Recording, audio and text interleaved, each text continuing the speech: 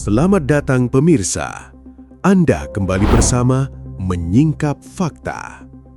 Kali ini kami akan membongkar sisi tersembunyi dari sebuah peristiwa besar yang sedang menjadi perhatian publik. Di Lebanon, perang Israel dan Hizbullah tiba-tiba masuk ke titik yang terasa janggal. Sorotannya bukan lagi hanya roket yang ditembakkan ke Israel, bukan cuma drone yang menembus perbatasan, dan bukan sekadar serangan udara di desa-desa Lebanon Selatan.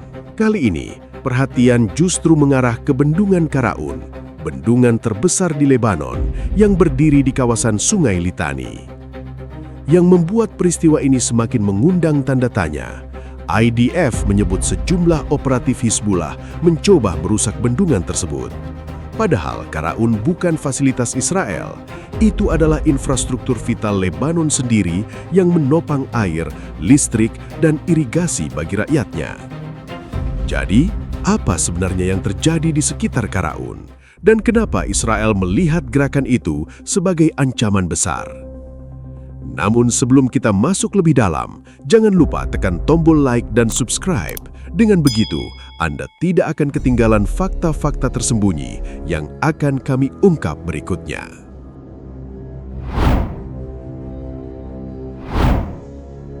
Di tengah perang Israel dan Hizbullah yang terus memanas, satu lokasi tiba-tiba muncul dan membuat perhatian banyak pihak tertuju ke Lebanon bagian dalam.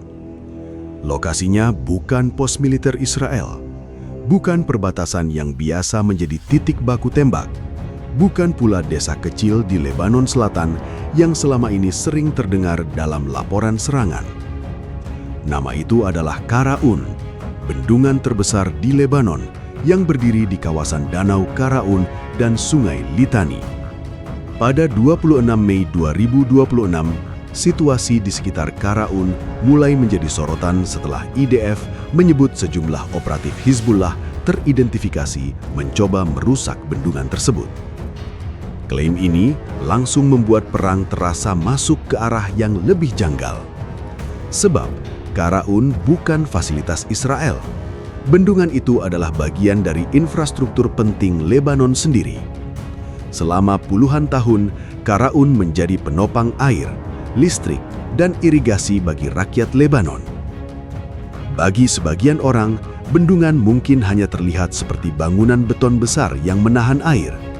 Tapi bagi Lebanon, Karaun memiliki arti yang jauh lebih dalam. Bendungan ini menyimpan sekitar 220 juta meter kubik air. Dari sana, air digunakan untuk mendukung pembangkit listrik tenaga air, proyek irigasi, dan kebutuhan ekonomi di beberapa wilayah. Jika titik sebesar ini terganggu, dampaknya tidak hanya terasa di sekitar danau. Efeknya bisa menjalar ke pertanian, pasokan listrik, aktivitas warga, sampai tekanan baru bagi negara yang sudah lama dilanda krisis. Disinilah keanehan itu terasa semakin kuat.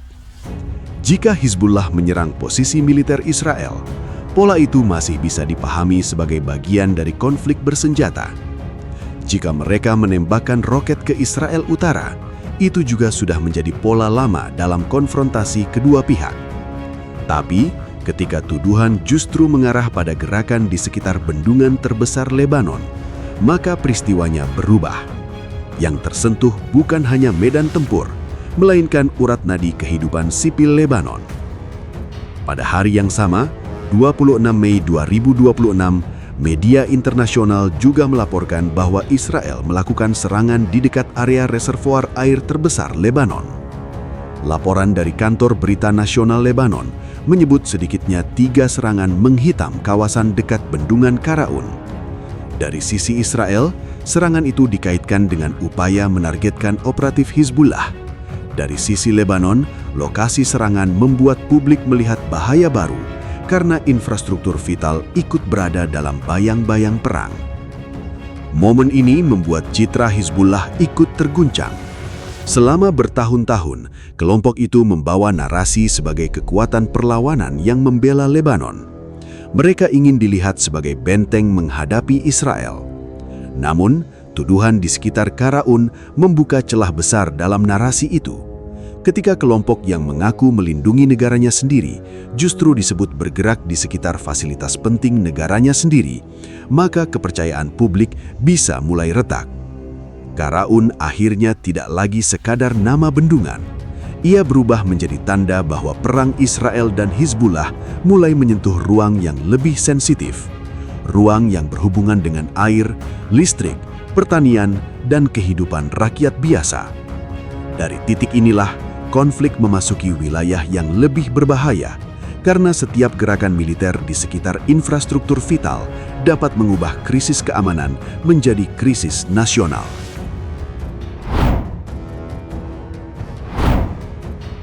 Untuk membaca kenapa Karaun langsung menjadi perhatian Israel, titik kuncinya ada pada Sungai Litani. Sungai ini bukan hanya aliran air yang membelah sebagian Lebanon. Dalam perang Israel dan Hizbullah, Litani sudah lama menjadi garis yang menyimpan arti militer, politik, dan psikologis. Siapapun yang bergerak di kawasan ini tidak sedang berada di ruang biasa. Pada 16 April 2026, gencatan senjata yang dimediasi Amerika Serikat diumumkan. Di atas kertas, momen itu seharusnya menurunkan tensi di Lebanon Selatan. Namun di lapangan, situasinya tidak berubah sesederhana itu. Serangan udara masih terjadi, peringatan evakuasi masih muncul, dan warga di beberapa desa tetap hidup dalam ketidakpastian. Wilayah yang dekat dengan Litani perlahan menjadi zona tekanan, bukan zona tenang. Bagi Israel, Litani punya nilai strategis karena kawasan ini berhubungan dengan kedalaman gerak Hizbullah di Lebanon. Jika sebuah kelompok bersenjata bisa bergerak leluasa di sekitar jalur ini, maka ancamannya tidak hanya muncul dari satu titik peluncuran roket. Ancaman itu bisa menyebar melalui rute logistik, tempat persembunyian, jalur pengamatan, hingga area yang dekat dengan infrastruktur penting. Disinilah Karaun menjadi sensitif. Bendungan itu tidak berdiri di ruang kosong. Posisinya berada dalam ekosistem Sungai Litani, sebuah wilayah yang selama perang dapat berubah menjadi simpul tekanan.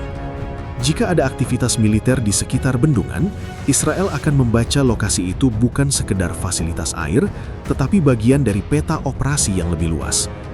Pada 26 Mei 2026, ketika Israel memperluas serangan di Lebanon, perhatian terhadap kawasan ini semakin menguat. Serangan besar hari itu menunjukkan bahwa Israel tidak hanya mengejar posisi yang tampak jelas dari udara. Israel sedang menekan ruang gerak Hizbullah secara berlapis. Bukan hanya titik roket, bukan hanya gudang senjata, tetapi juga jalur, kedekatan dengan fasilitas nasional, dan ruang yang bisa dipakai untuk menciptakan kekacauan. Dalam perang modern, bendungan bisa memiliki makna lebih dari sekedar bangunan air. Ia bisa menjadi alat tekanan, sumber kepanikan, bahkan pemicu krisis politik. Jika Karaun terganggu, yang terdampak bukan hanya satu kelompok bersenjata. Masyarakat Lebanon bisa merasakan tekanan melalui listrik, pertanian, air, dan aktivitas ekonomi harian. Itulah sebabnya tuduhan terhadap gerakan Hizbullah di sekitar Karaun menjadi sangat berbahaya bagi citra kelompok itu. Selama ini, Hizbullah berusaha menempatkan diri sebagai pelindung Lebanon. Tetapi saat wilayah strategis nasional ikut terseret ke medan konflik, narasi itu mulai kehilangan kekuatan. Publik bisa melihat bahwa kehadiran senjata di sekitar fasilitas sipil justru membuat negara sendiri semakin rentan. Bagi pemerintah Lebanon, keadaan ini menciptakan dilema yang sulit. Negara membutuhkan bendungan untuk menjaga kehidupan sipil tetap berjalan, tetapi wilayah strategis di sekitarnya ikut berada di bawah bayangan kelompok bersenjata. Ketika otoritas negara tidak sepenuhnya mampu mengendalikan ruang semacam ini, setiap insiden kecil dapat berubah menjadi alasan bagi eskalasi baru. Karaun akhirnya menjadi penanda bahwa krisis Lebanon tidak hanya datang dari luar, bagi jutaan warga sipil di Lebanon sendiri. Bagi Israel, kasus ini memberi ruang untuk membangun pesan yang tajam. Ancaman Hizbullah tidak hanya datang dari serangan ke wilayah Israel, tetapi juga dari cara kelompok itu menggunakan ruang Lebanon. Setiap kawasan yang dipakai untuk kepentingan militer dapat berubah menjadi sasaran. Setiap fasilitas yang berada dekat dengan aktivitas bersenjata dapat masuk dalam pusaran risiko. Di sekitar Litani, batas antara infrastruktur sipil dan medan tempur menjadi semakin tipis.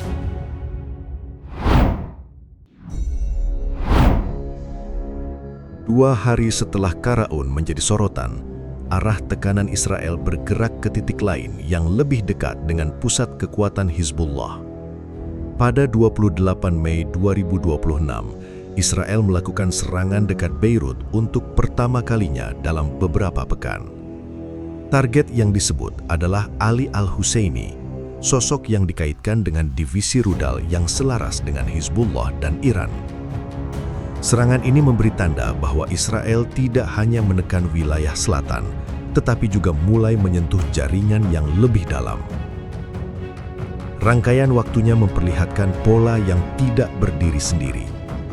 Pada 16 April 2026, gencatan senjata diumumkan melalui mediasi Amerika Serikat.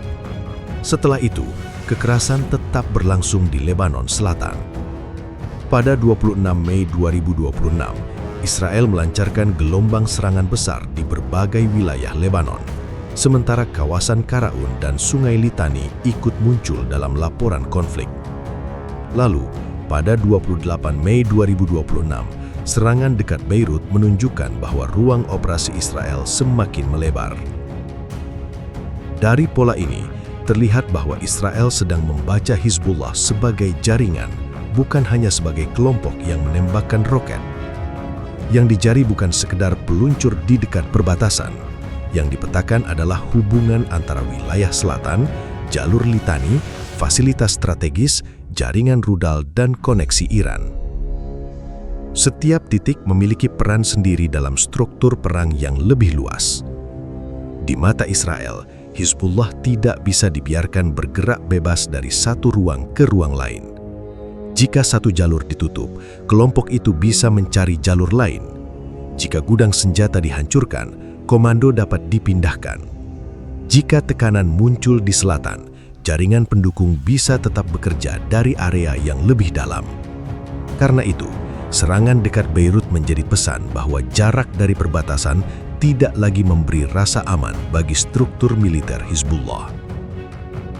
Pada saat yang sama, Karaun memberi dimensi baru dalam perang narasi.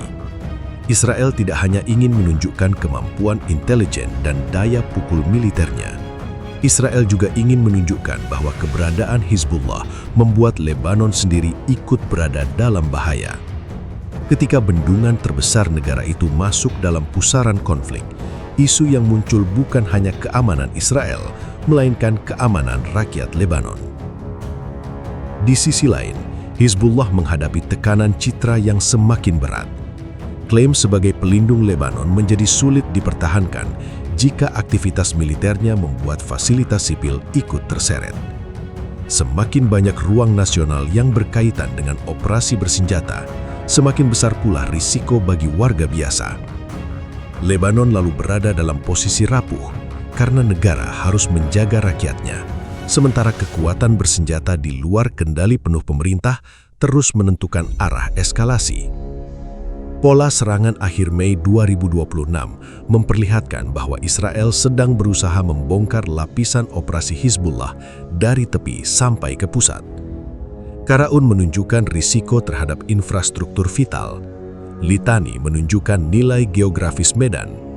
Beirut menunjukkan bahwa jaringan yang lebih dekat dengan pusat politik dan militer juga dapat dijangkau. Bagi rakyat Lebanon, tekanan semacam ini berarti kehidupan sehari-hari dapat berubah dalam hitungan jam, dari masalah keamanan menjadi gangguan air, listrik, harga pangan, dan kepastian bekerja di tengah kota maupun desa yang terus melemah. Dengan pola seperti ini, perang Israel dan Hizbullah bergerak ke fase yang lebih kompleks. Medan tempurnya tidak hanya berupa desa perbatasan atau lokasi peluncuran roket, tetapi juga ruang strategis yang menopang kehidupan Lebanon. Setiap serangan, setiap klaim, dan setiap pergerakan di sekitar fasilitas nasional memperlihatkan bahwa konflik ini telah masuk ke wilayah yang menyentuh kedaulatan, keamanan sipil, dan masa depan negara Lebanon. Peristiwa di sekitar Karaun memperlihatkan bahwa perang Israel dan Hizbullah tidak lagi bisa dilihat hanya dari suara roket, drone, atau ledakan di garis perbatasan. Ketika bendungan terbesar Lebanon ikut masuk dalam sorotan konflik, maka yang sedang dipertaruhkan bukan sekedar kekuatan militer, tetapi juga kehidupan sipil, kedaulatan negara, dan masa depan rakyat Lebanon sendiri. Dari sinilah kasus Karaun menjadi penting. Ia membuka pertanyaan besar tentang siapa yang benar-benar mengendalikan ruang strategis Lebanon dan sejauh mana keberadaan Hizbollah membuat negara itu terus berada dalam bayang-bayang perang. Bagi Israel, ini adalah bukti bahwa ancaman Hizbollah tidak hanya datang dari luar perbatasan, tetapi juga dari cara kelompok itu menjadikan wilayah Lebanon sebagai bagian dari medan operasi. Demikian rangkaian fakta yang berhasil kami singkap hari ini. Jangan lupa subscribe ke channel Menyingkap Fakta dan aktifkan lonceng notifikasi agar Anda tidak ketinggalan pengungkapan fakta-fakta penting lainnya. Menyingkap Fakta, mengungkap kebenaran di balik setiap peristiwa. Sampai jumpa pada fakta berikutnya.